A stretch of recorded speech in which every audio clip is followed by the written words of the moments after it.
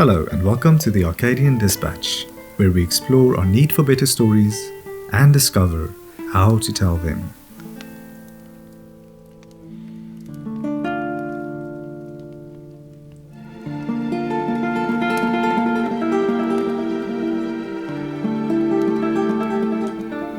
Now, what do we mean by better stories?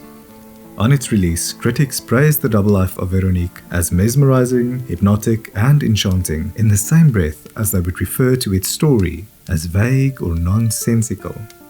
In fact, I remember, despite my love for Kieślowski's other films, being rather hesitant to approach Véronique because of its synopsis. It was described as a metaphysical mystery about the strange bond between a French music teacher and a Polish singer.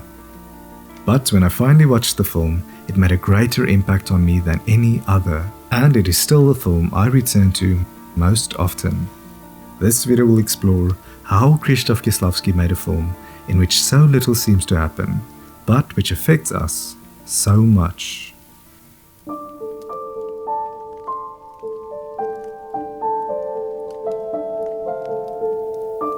Watching The Double Life of Véronique is a uniquely enchanting experience. It feels like encountering a secret part of myself, something I longed for but never knew or had.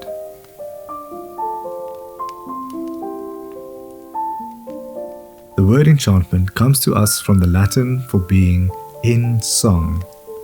It is to experience the same song that sings in us, singing back at us through something else. The enchanting experience is visceral proof of the secret nerves connecting all of life. One nervous system runs through the whole of our bodies. When the toe touches ice, the shoulder blades shiver. Now that we know what it means, what does it matter? The enchanting experience revitalizes our relationship with life.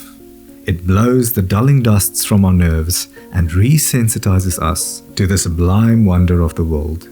If we return to our question on what is meant by better stories, I will answer absolutely: stories that give us more life. How does Kieślowski achieve this with such a thin plot?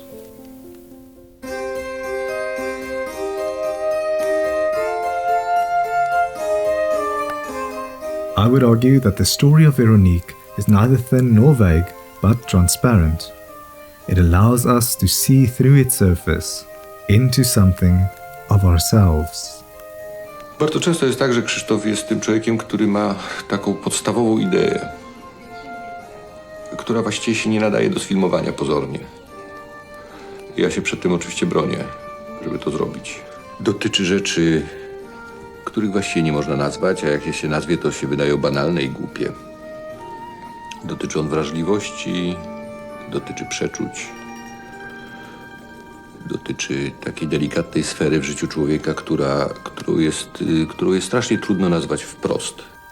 You cannot enchant an audience with abstractions or ideas. Kieślowski solves this problem through the embodiment of his ethereal impulse. Veronica and Véronique, two women who share much but never meet, each have a distinct sensitivity to the other's existence. Mam dziwne uczucie, że nie jestem sama na świecie.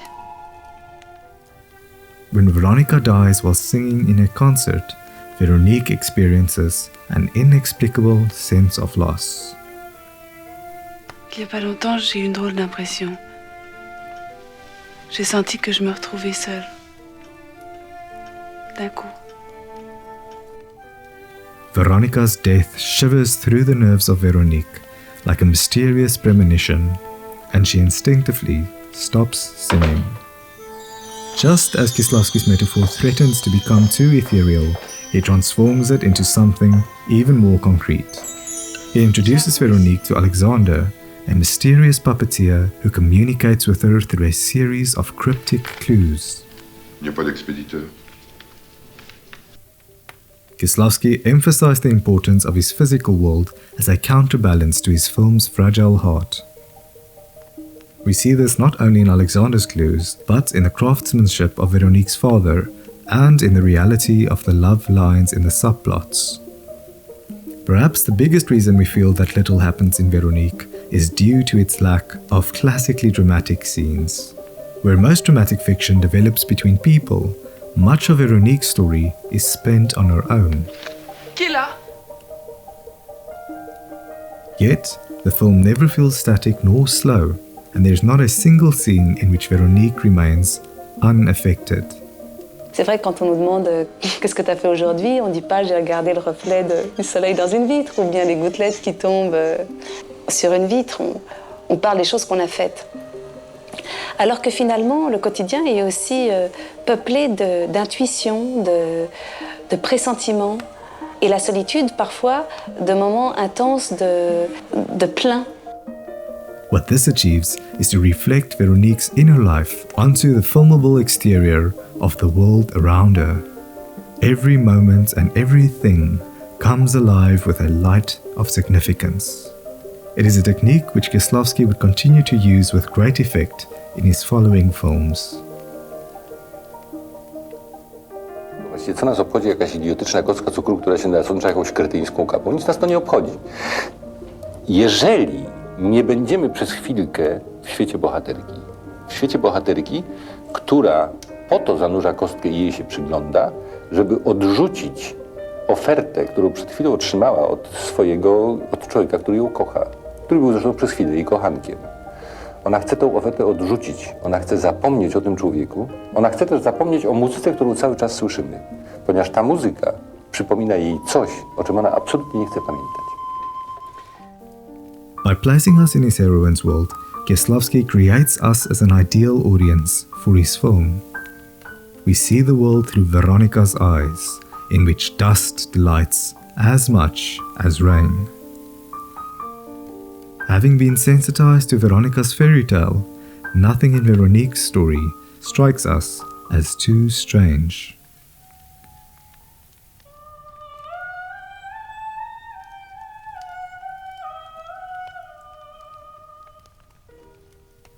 Before we end, I want to return to the lasting effect of Véronique. The reason it remains is perhaps best expressed by the comparison of two vital scenes. The two scenes in which Veronica and Véronique each become aware of the other. Veronica's experience of seeing Véronique can perhaps be compared with our own initial experience of the film. It is the joyful recognition of something that we've longed for, but that we've never known. Although Kieślowski does not allow us into the details of her experience, I do think that it is significant that he follows the moment with an enchanting singing scene.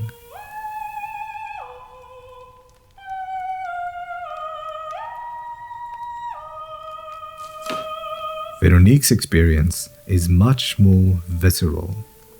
By the time she discovers Veronica, Veronica has already died. Véronique's response suggests that something small has died in her as well. In his book on the sublime, Edmund Burke explains that we remember pain much more than pleasure, and that the ultimate pain lies in the terror of death. A sublime work of art brings us as close to the precipice of death as we can bear. The experience simultaneously dwarfs us into near non-existence and extends us into apparent infinity. Kieślowski remembers a girl in Paris who told him that seeing his film convinced her of the existence of the soul. Why does the Double Life of Véronique stay with us for so long? In its strange bond between Veronica and Véronique, the film touches the nerve of a feeling our languages have yet to learn. It is a sensation almost as frightening as it is wonderful. If we agree that a story ends when a character gains an illuminating insight, we can understand why we find the seemingly vague ending of Véronique so satisfying. Something of Veronica continues in Véronique, as something of Véronique will continue in the puppeteer's story. Indeed, as something of this film continues in me. Stop.